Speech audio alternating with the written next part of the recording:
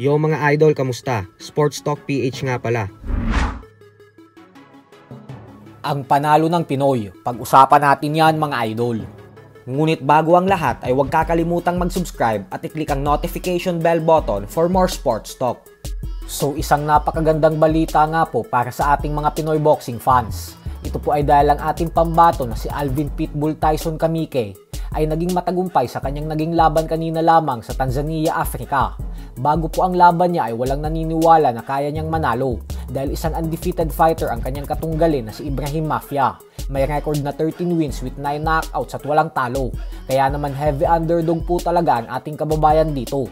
Kitang-kita din sa face-off ng dalawa kung paano siya bastusin ng Afrikano na ito. Subalit tila pinatunayan nga po ni Kamike sa laban na ito kung bakit siya binansagang Pitbull Tyson. Ito po ay dahil agad niyang pinabagsak ang African fighter sa 4th round sa pamamagitan ng overhand counter. Hilong-hilo po dito si Ibrahim. Pero ang agaw pansin dito ay tila sinubukan pa itong tulungan ng kababayan niyang referee na makapag-recover dahil masyadong naging matagal ang bilang nito at talaga namang pinagpahinga niya pa si Ibrahim. Pero wala po itong naging epekto dahil nang ipagpatuloy na ang laban ay muli na namang nagpatama ang ating pambato ng solidong kanan na siyang sumapul sa panga niya.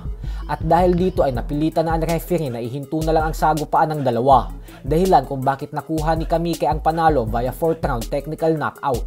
Dahil po sa panalong ito ng ating pambato ay umabante na ang kanyang record ngayon sa 11 wins with 6 knockouts at 4 na talo. Ganun pa man ay dahil sa inakto ng referee ay isang patunay lamang ito na kapag dumayo ka sa bansa ng kalaban mo ay kailangan mo talagang in-knockout ang iyong katunggali. Dahil kapag hindi ay may magic na mga nagaganap sa scorecards ng mga hurado. Napakadami na po ng mga Pinoy boxers na siyang nabiktima ng mga dayaan gawa ng pagdayo nila sa Africa. Ninanakawan sila ng mga panalo kahit kapansin-pansin naman na sila talaga ang nagtagumpay sa laban. Sa kabilang banda naman mga idol ay bukas na nga po magaganap ang pagbabalik ng former unified IBF and WBA welterweight champion Jering Boots Ennis, kung saan makakasagupa niya ang pambato ng Angola na si current IBO junior middleweight champion Usman Lima. May record na 14 wins with 10 knockouts at isang talo lamang. Wala pong naging problema ang dalawa sa pagkuha ng tamang timbang sa official and final weigh-in kanina, kaya naman tuloy na ang kanilang sagupaan bukas. Ito din po ang magsisilbing unang laban ni Ennis sa 154-pound junior middleweight division. Kaya naman makikita natin kung madadala niya pa din yung kanyang bilis at lakas sa division na ito.